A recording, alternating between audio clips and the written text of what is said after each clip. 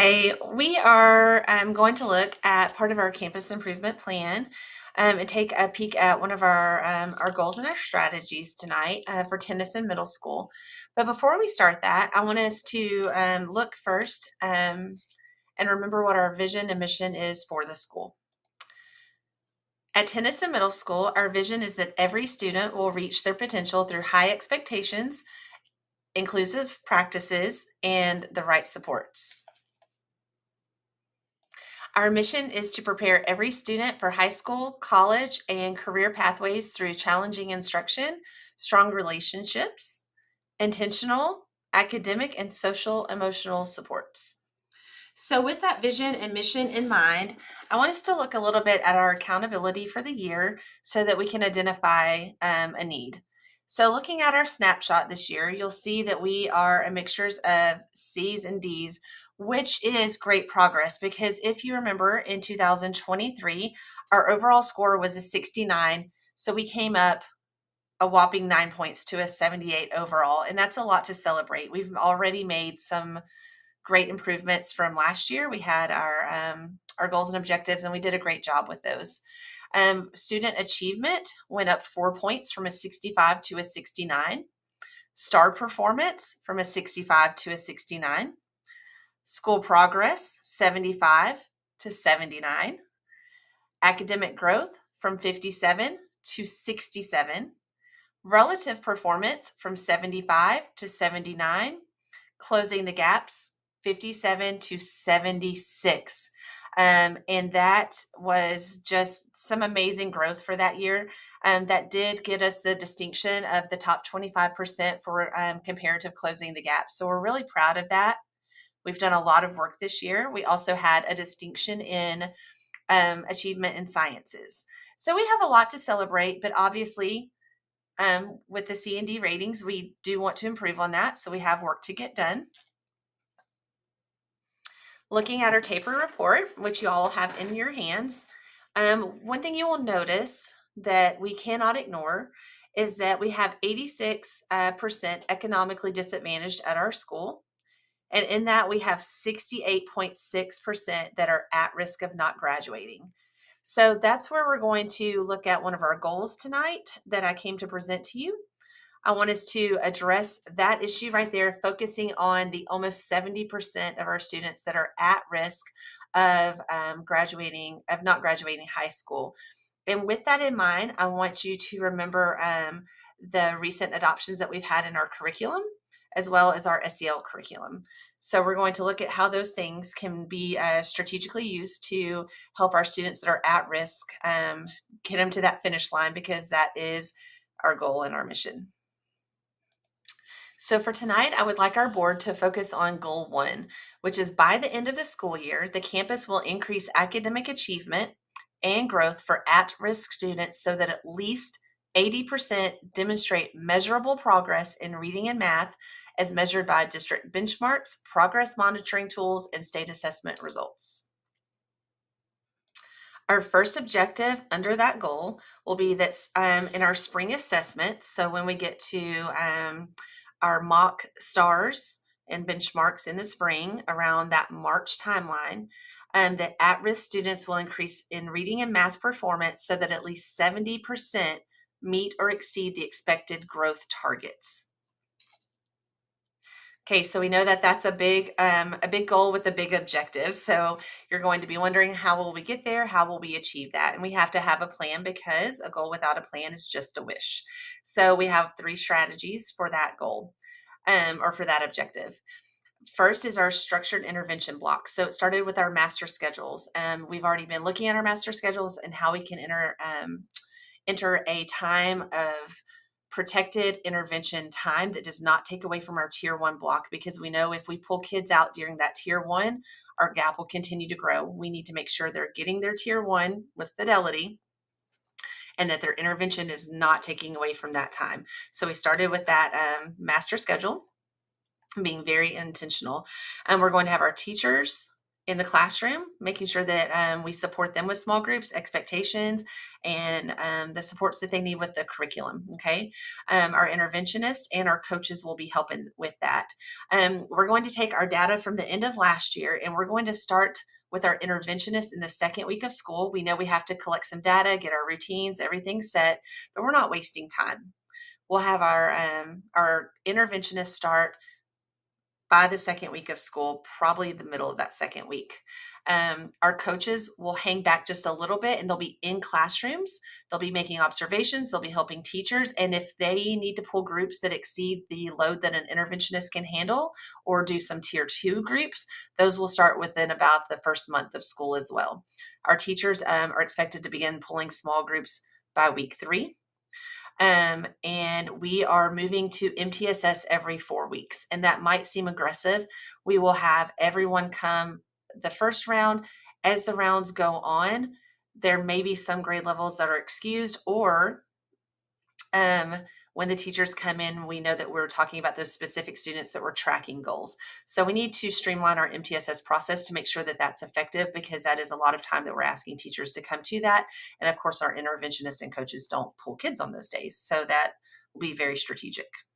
For our second strategy, we will meet and have those data meetings after the beginning and middle and end of the year testing for iReady. We spend so much time having our kids take those diagnostics that we want to make sure that, number one, that we're setting our kids up for success by giving them a protected time and setting our expectations for those diagnostics, because that's been a complaint from teachers and interventionists before, is that because it's on the computer, are kids taking it seriously? Are they giving it their best effort? So setting up the expectations, getting a good diagnostic time, and then taking that data into the PLC room and sitting down with individual teachers and grade levels, because we can share students, and looking at what that data means. That data will help us with our groupings. And after that MTSS, our coaches and interventionists will be flexible with their groupings and their schedules and adjust to meet the students' needs. Okay, so our ongoing coaching and modeling, that has a lot to do with the fact that we'll have our new HQIM for reading this year too. So we talked about the importance of our tier 1 and having all kids get that solid tier 1 to begin with, so that any opposing gaps or that we already have are not growing. So our coaches are spending a lot of time this summer going through that new curriculum so that they'll be ready to help teachers implement it quickly, swiftly, and correctly. And coaches at the beginning, that's why they won't be pulling groups right at the beginning, because they want to get teachers going with that and be ready to step in the classrooms to model lessons.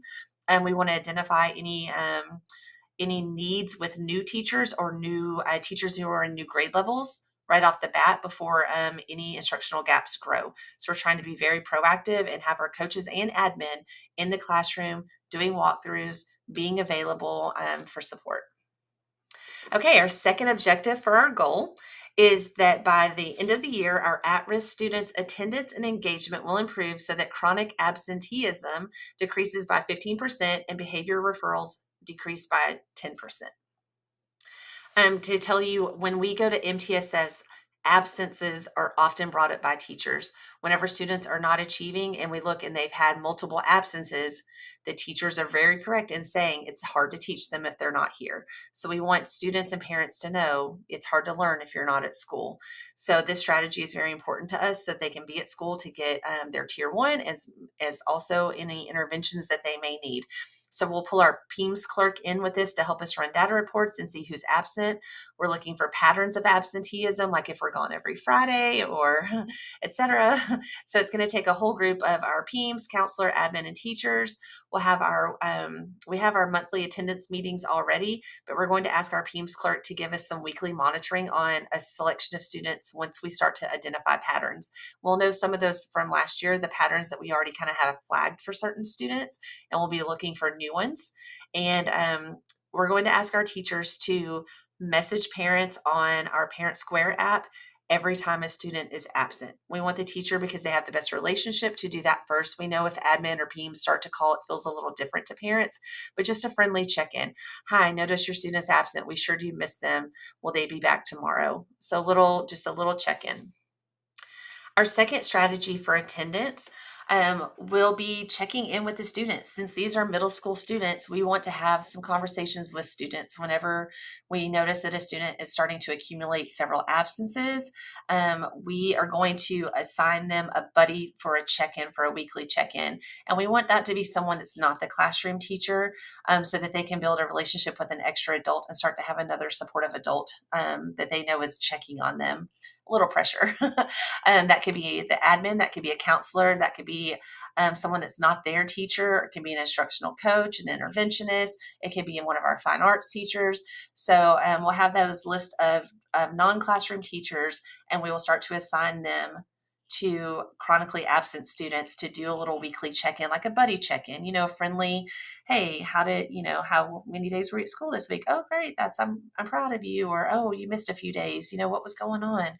So for those students to know that someone else is looking for them every day as well. In our leadership binders for Leader and Me, every student has a leadership binder, and in that binder, every student should have a attendance tracker. And it can be as simple like our checkbox kind of system, like an empty calendar, and they put some kind of a check mark every time that they're in the classroom. Okay. And then we're going to talk about incentives on the next one. Okay, so we're not above incentives to get some some kids at school. So we have our dojo incentive system where students can get points. And one of the things they earn points for automatically is just being at school. They earn points for other things too, but every day if you're at school, you get a point. Some teachers do 2 points, whatever the teachers decide to do in each classroom that the kid goes to. Each teacher has access to their dojo and can give them a point just for being there. And we last year opened our dojo store. And we just didn't have our systems as tight. It started to go well. We're troubleshooting, we're bumping along, and now I think we've got some of those quirks worked out. We've got a good system now, and we've got the buy-in from all of the teachers to do the dojo store. So students are working for the points, and then they get to go to the store and get like snacks, drinks, things like that that they love to get. So again, they're using their leadership binder. They have their accountability partner within their classroom. They have their buddy if they have chronic absenteeism. Not every student will have those buddies that we talked about just a second ago, but just the ones who need it. And then within our Leader and Me curriculum, we talk a lot about attendance. There's quite a few lessons that go with that, and several of the habits go with attendance. It's hard to do anything with school and be proactive if you're not at school. It's hard to begin with the end in mind if you're not at school. So that just comes back over and over again. We've talked a lot to everybody that greets in the morning about just being so excited and giving the kids, from the bus drivers to the people who open the car to breakfast, just starting our mornings off really well, because we know that some students have hard mornings or they're still tired. So having that positive environment and celebrating every day that they're here, points for coming, high fives for coming in the door, and reinforcement through our Leader and Me curriculum is strategy number 3. So before I step away, I did want to talk to you about one of our other goals, just briefly, because I'm sure that you'll probably notice this when you are going through our taper report. Although our Black and Hispanic students are the majority of our population, our white students continue to have higher achieving results.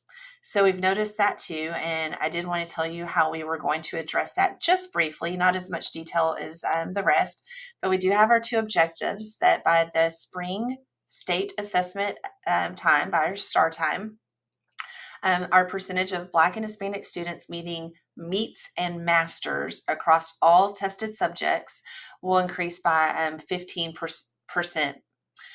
Reducing the performance gap between the students and their white peers. And then also we have one that's by the Spring State Assessment Administration, percentage of Black and Hispanic students demonstrate at least 1 year of academic growth in reading and math as measured by their screeners and progress monitoring tools such as their iReady and their regular common assessments. So not only do we want to see where they go on STAR as far as their growth on STAR, but we want to make sure that by that point, everybody has made a year's worth of growth on our other benchmarks as well. We're taking a multi-pronged approach to that. We're implementing our new HQIM for reading this year. We've already adopted it for math and science in years past. Social studies will be coming up soon, but that reading piece is just going to be huge for us as we begin to strengthen that tier one for everyone. It's rigorous and it's engaging. It does have a lot of great new titles of books that they'll be able to read. Our teachers will have hands-on materials that students can each have copies of, and built into that high quality instructional material, which of course we're going with HMH. They will have tier 2 and tier 3 small group lesson plans already built in. So that is one of our main strategies, just to let you know, because I know the board is spending a lot of money sending us to the showcases for the new curriculum and sending us some training on that new curriculum. And boy, you're going to get your money back on that. We're super excited to implement that to help close that achievement gap. All right. Well, thank you for listening to our first goal with our objectives and our strategies. I believe that if we can implement this successfully, that we will see some great improvement, and we will get those C's and D's on our snapshot up to a lot, even higher. So the growth we saw last year was amazing, and we just want to build on that. And I think we have a great plan. So thank you.